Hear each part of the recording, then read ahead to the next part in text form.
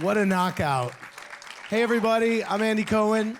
I am here because I, like you, love this movie.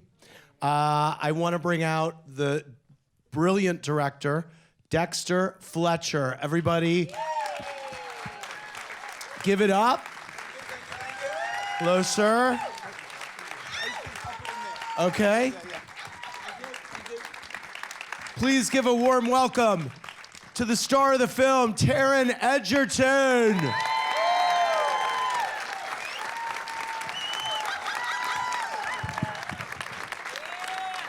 Wow. So many questions for you both. I want to start with the music because the music is so brilliant. How did you decide, first of all, give it up for Taron singing, because you have such a beautiful voice.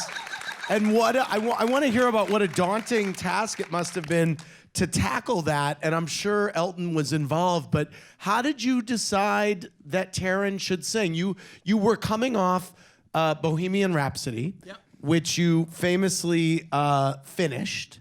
I did. You did. And that was a film that in which he didn't sing. It was all the music of Freddie Mercury and Queen. And here we have Taron singing Elton John's song. How did that come about?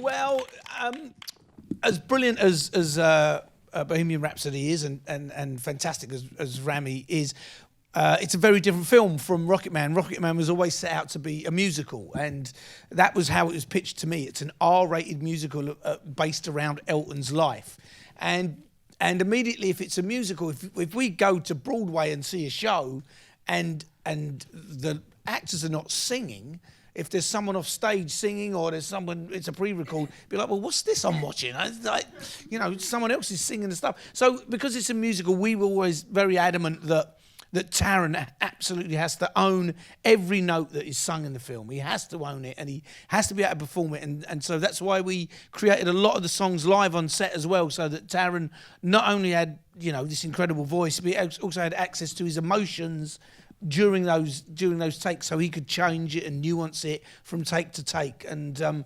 as a musical would in the theatre, it changes from night to night, and so that was kind of the approach. And I also knew that Taron was an amazing singer, so it was like, well, that's stupid not to use that talent. Taron, when you were learning the music, talk to me about the challenges, and then talk to me about any work you did with Sir Elton. I think the challenge that we always found most exciting, along with Giles Martin, is you take these pop songs. I'm very aware I've got a seriously squeaky chair. Basically, you take these pop rock songs that we all know so well, and the beauty of, using them in a musical theatre way is you take these songs, you take these incredible lyrics, and you figure out how you can tailor them to our storytelling purposes. So, for example, so what do you think you'll do then? But that'll shoot down your plane, that verse in Goodbye Yellow Brick Road. In our movie, it's about going, so are you really going to sort your life out? Are you going to go to rehab? That's scary, isn't it? Are you going to do it? Are you equal to it? And equally, at the start of Don't Let the Sun Go Down on Me, the character says, I can't light no more of your darkness. And it's about, a man who's reached the end of his tether and has to find a way out of this cave that he's in, this cave of addiction. And that challenge of taking these lyrics and making them something that moved the plot forward, revealed something about the character, was always hugely thrilling for me and us and Giles Martin. In terms of working with the big man, in inverted commas, as I affectionately call him, because, he's... You call him what? The big man. Big man, okay. He has always just been incredibly nurturing and supportive of me. And, for an actor in their late 20s, now 30, thank you. To have someone like him encourage me and believe in me and bolster me in the way that he has just been incredibly kind. But the only note he ever gave me was, he said, don't worry about sounding like me. I want you to take ownership, and I want you to create a character that's your own. it's interesting because you did that. It's kind of a brilliant middle ground where you very much did make it your own, but also there was there was a part of you that did sound like him, which just for me as a viewer, it was very satisfying on both levels. Tell me, do you have a favorite number in the film, for both of you? I think we've got lots. You know, there's reasons I love certain numbers for different reasons. You know, it's not an authentic musical number, musical theatre number in the film, but it's part of the soundtrack. You know, Take Me to the Pilot and Amarina. I love those songs because Dexter was very, very overexcited when I was singing them in the studio, and it was something that happened after we were filming. But then we had really magical times on set, and you know, the day we sang your song, I think we recognised the importance of that number in his and Bernie's shared history. And also, it's just, you know, an incredibly beautiful song in its simplicity, and it felt like a great privilege to be depicting the writing of it. So yeah, your song, I would say. Anything else? What else is special to us? What was yours, Dexter? It's very hard for me to just land on one. I mean, the thing about the film is that it was not a musical that was tried and tested. We sort of built it from the ground up, and that's very much what Taron did. And so each day was a complete unknown. In the truth, you know, of course we rehearsed stuff, but so we had Saturday nights all right for a fight, and we knew that it was an incredible dance number, and it was a big 3-day shoot. But then Taron came in and did his dancing and did all this stuff in the middle of it. But I really like I Want Love, although Taron doesn't actually sing in I Want Love. There's all the other actors, but for me, it's just this. It's a very special, intimate moment that speaks so much to who these characters are, what they really want and what they need. And I think it just communicates a message to the audience and to us watching that that's what these people are really after. And I love the simplicity of that, but also the complexity of that. I actually, that was shot, sorry to interrupt you, but that was shot in the first week of shooting. I've never been on a movie that I've been the lead character in before, where for the whole first week you're just not on set. It's such a weird feeling. Wow. And I felt really jealous. insecure. He was you know? jealous. And you're like, maybe I'm they totally don't jealous. need me, right? And I turn up on set and they're putting together this I Want Love piece. And I'm like, oh my God, this is really fucking good. And I was like, am I going to be able to bring the noise after this, you know? And it was an amazing, amazing day. You managed it. You managed. No, but it was such a lovely, and that's one of the, I think that's what I was trying to say earlier, that's the thing I really love about our movie is that's a song that I'd never really thought of in a way other than what's on the surface of the lyrics before, but actually it gives the lyrics a whole new specific meaning because of the way it was used, and that's testament to my great friend and what he did with them. But sorry, the answer to the other question is, sorry, yes, what have I got to do to make you love me? Sorry seems to be the hardest word, which there's a longer version of where Taron sits at the table and sings it to his mother. You know, what have I got to do to make? It didn't make the final cut, but it's a really beautiful moment, beautifully sung, and it didn't unfortunately make the final cut. But that's another great moment. That whole sequence in the restaurant where he confronts his mother, or he sort of has this terribly traumatic moment with her, you know, I find very powerful. I love the fantasy realism in the film. It worked so well. It was both. It just worked. Why did you decide? Why were there so many elements of fantasy in your film? I mean, it was certainly there in the initial scripts. I think that's something we responded to, that there was, you know, playing with the songs and using them as musical numbers sort of opened up that doorway immediately. That, you know, there's going to be fantasy. We're not sticking to a chronological order of how the songs was written. We're using them where and whenever we can as musical numbers. And I think it's kind of spoke to who Elton sort of represented to me in a way. Someone who has this incredible imagination and flamboyance and largesse and this kind of joie de vivre, whatever. You know, you think of Elton John, you think of one of his shows, it's kind of full of that kind of fantasy and magic. And I felt that really spoke to, who we kind of think or feel for him to be, and also we get to lift that curtain, you know, with the stuff that's going on in the rehab. You know, Taron eloquently said, you know, that where the film really happens is in the rehab, and the rest of it is his recounting of his story. And then once it becomes a story, you start to embellish it, and once you start embellishing it, it becomes something quite different, you know, and you have to add things on so that you keep your viewer or your listener engaged. And so I think once I sort of gripped onto that, I was like, oh, anything goes. I can make everyone fly at the Troubadour. I just wrote it down, but then. That wasn't in the original script. That was a Dexter Fletcher idea. But that's why, because there was stuff like that we could do. Is like, what's the feeling? It's like lifting off, and you know. Yeah. Didn't he actually at the Troubadour? I seem to remember reading that he actually was. I mean, he wasn't. No, it's a really iconic. It's a lovely image of him. He was, I spoke to him a lot before we started shooting, but one of the people he was really, really inspired by and channeled as a young performer were performers like Jerry Lee Lewis and Little Richards, and those guys were incredibly animated behind the keys, and he used to propel the sort of his feet up in the air, and that, I believe that's where the idea came from. Yeah. It's born of that, yeah. Definitely. By the way, Taron, can you play piano? I'd love to claim that I can very well. No, wow. Well, you mime it really well. I mean, that was. I will claim every note of the singing, but I won't claim every note of the piano playing. That would be unfair of me. I spent, I think, 12 to 16 weeks doing a couple of hours a day. Turns out it takes a lot longer than that.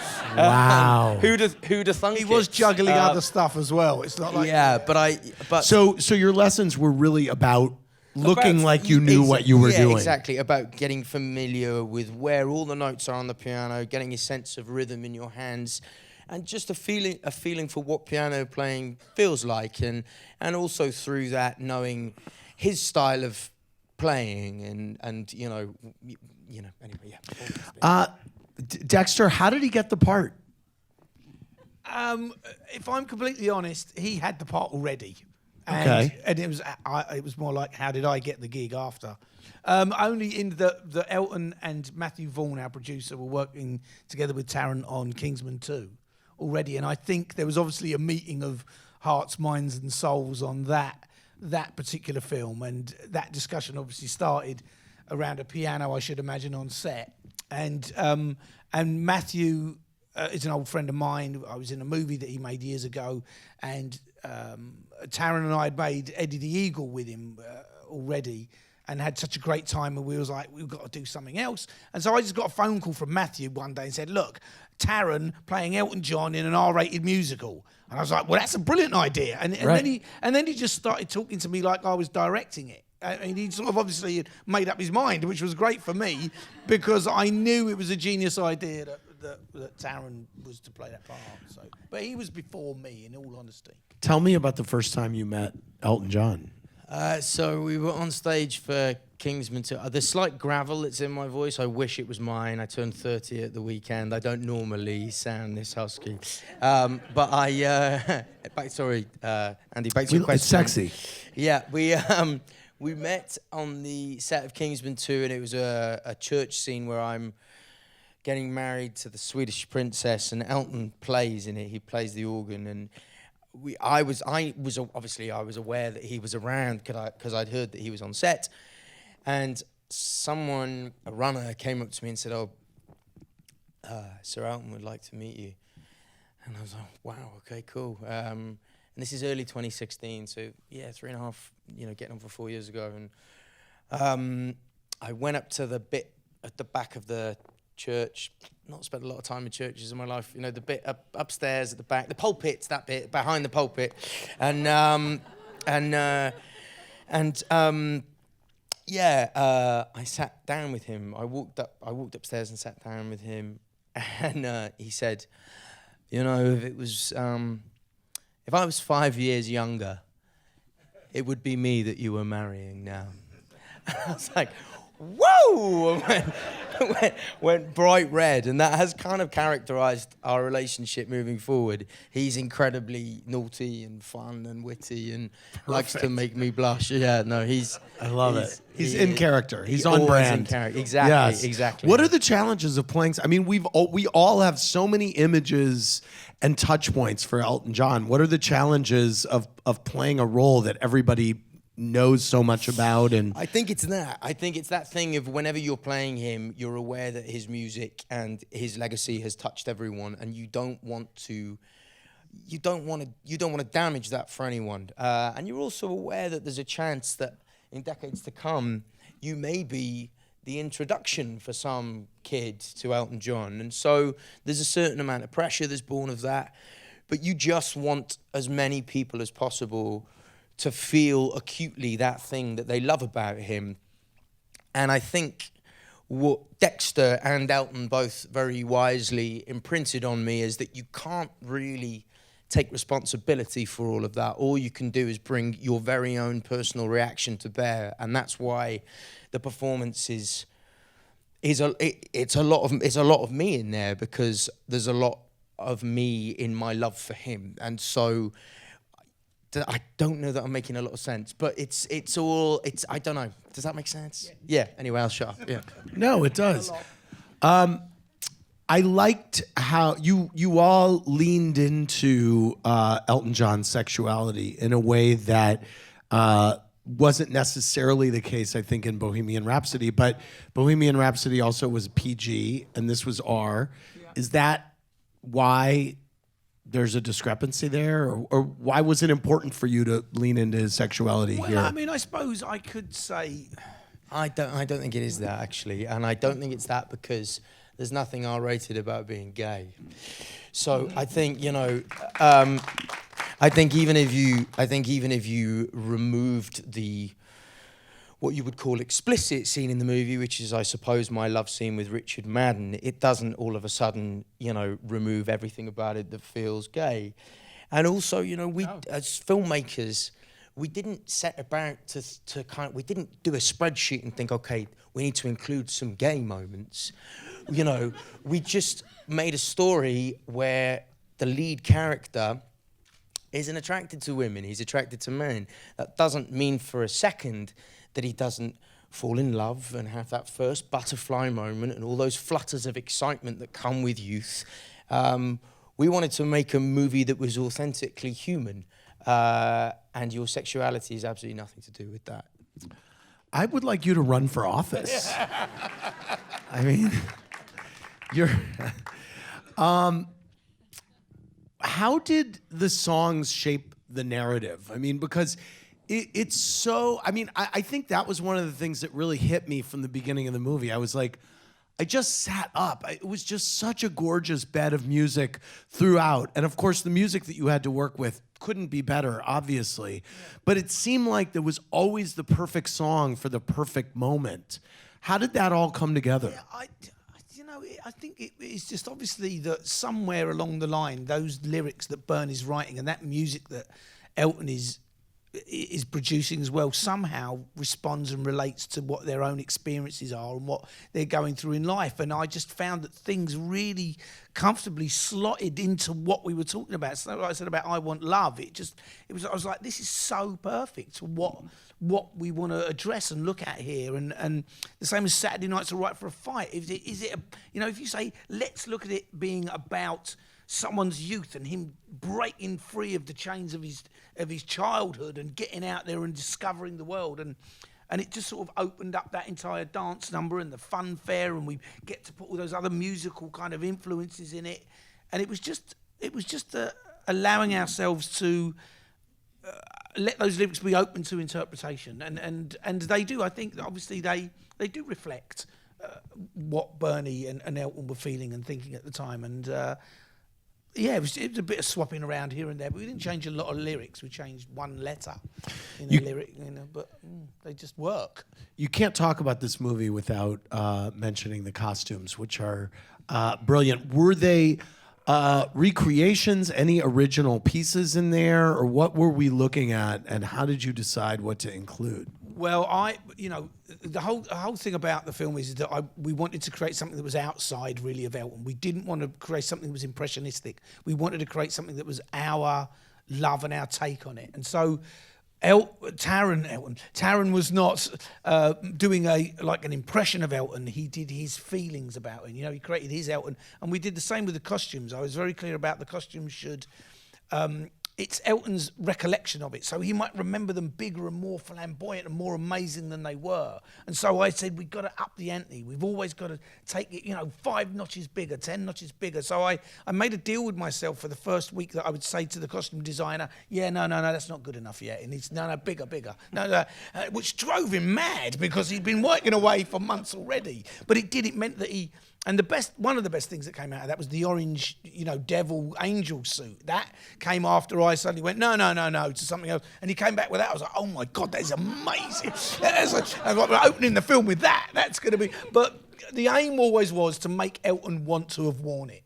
That was always the aim. That's great. And when I went to dinner with one of the first times I met him, I took those drawings with me, and I took that orange devil costume, and he said, have I ever worn that? He was saying to his husband, is that one? We said, no, we invented it. He goes, I wish I'd had that. That's really...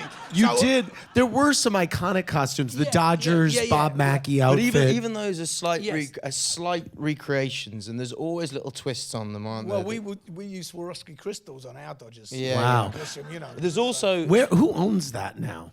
He's got everything in an archive. He does. But I just want to add to the costume thing. This is one of my favourite little a motif, I suppose you'd call it, in the film. And forgive me if you've heard me say this before, but in the first scene where Elton and Bernie meet, they meet at the Lancaster Grill Cafe, and they talk about their love of country music.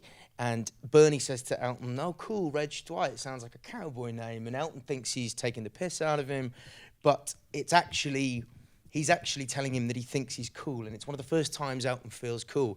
So their relationship is centered around this idea of the cowboy. And when you see Bernie give Elton, when he first receives the set of Bernie's lyrics, it's got the sheriff symbol on them. And the scene... the echoes at the end of the movie where Elton really nearly destroys the relationship in the restaurant. The camera spins round, and it's amazing work by George Richmond, our DOP, and it goes to the same angle you first meet them on in that cafe. And they're both dressed as cowboys. Bernie's got a little sort of bootlace around his neck, and he's wearing cowboy boots. And at that stage, he's drinking tea because he's calmed down. But Elton... that costume that Julian designed there is genius. And some of you, the more beady-eyed amongst you, may have seen, but it's a blue 2-piece satin suit, and the blue is for Dorothy. The cowboy hat is made of straw, and it's for the scarecrow. Elton has an emerald green earring in his ear for the Emerald City. I'm wearing a silver satin shirt for the Tin Man. I'm wearing ruby slippers, and as I get my coat on to march out the restaurant, it's a huge lion fur coat. Wow. So if anyone's in any doubt about the genius of Julian Day, our costume designer, now you know. That's incredible. That is super cool. Do you have a favorite costume from the film, by the way? I mean, the orange, I don't have many pictures of myself up in my apartment, but the one that I do have is shot by Gavin Bond, and it's me in the orange outfit. And I love it because it feels, it's the costume I wear right the way through the movie, and I love the fact that it slowly falls away as he becomes more emotionally available. And I also just like taking it off because we couldn't wash it because of the Swarovski crystals, and it really, really stank by the end of the shoot. I'm in the middle of Elton John's book right now, and he writes about how hard it was performing in a lot of those costumes. I have to imagine that was troublesome for you. Yeah, the Queen Elizabeth costume that I sing Benny and the Jets in we shot that in August, and that was really, really unpleasant. Yeah, really unpleasant. What do you all want people to take away from this movie as we wrap this convo up? For me, the sobriety was so important, and his journey. There aren't a lot of films that tell that story, especially that are so entertaining and mass market. But what did you guys want people to get from this? I suppose it's not just about hope, but I suppose there is something really complicated, but again simple about being able to just accept who you were as a kid so that you can, love yourself as an adult. And it seems, all sort of a bit huggy, and especially us Brits are all a bit uptight about that kind of thing. But it is so important. It becomes such an emotional impact of that. And I think the release of that, when he finally... Because in the beginning, he's absolutely loathes himself for so many reasons. And by the end, he embraces himself. And it's just a really important journey for us to make. And I think that is about hope and survival and struggling through. It doesn't matter how big a star you are or everyone knowing your name or how much money you have or all that kind of stuff. And it's a really easy thing to say, oh, money doesn't make you happy. But the film attempts to try and show that, the reality of that. And how Elton struggled with it, and that he did have to overcome a lot to be where he is now, to be genuinely happy and at peace with himself. And so I suppose it's that really, yeah, that, you know, it is worth it if you're going to go in. It's one of the hardest things you can take on, but it absolutely is worth it because you get yourself back. And to have yourself back is, you know, one of the most wonderful moments you can have, because there's so much around us that wants to pull us away from who we are. And yeah, so I suppose that really is what Yeah, I don't know. I mean, there is so much that I'm proud of about the movie, and you know, our experience making it, and how creative I felt making it, and how, you know, I slept really well every day because I felt really creatively fulfilled. By the way, that's a measure of you're in the middle of making a film that you know is great, that you're doing a great job in, and that everything's working. The fact that you slept well, like, isn't that a wonderful testament? It's just, you know, it was the happiest time of my life. But I suppose if in a sort of broader sense, I think, you know, although Stanley and Sheila were products of their time and of course limited by that, and you have to account for that in some senses, that I think, you know, having kids is a huge responsibility, and to deny them the chance to be their authentic self, you know, do that at your peril, and I think that's a really intrinsic part of the movie. So I think if there's anything I would like people to take away from it, and I don't wish to preach because I don't have children, but I think it's a cautionary tale about not fucking up your kids. Absolutely. All right. On that note, I have a show to do downtown. Thank you so Taron much, Andy. and Dexter, Yeah, thank you so much. Thank you so much.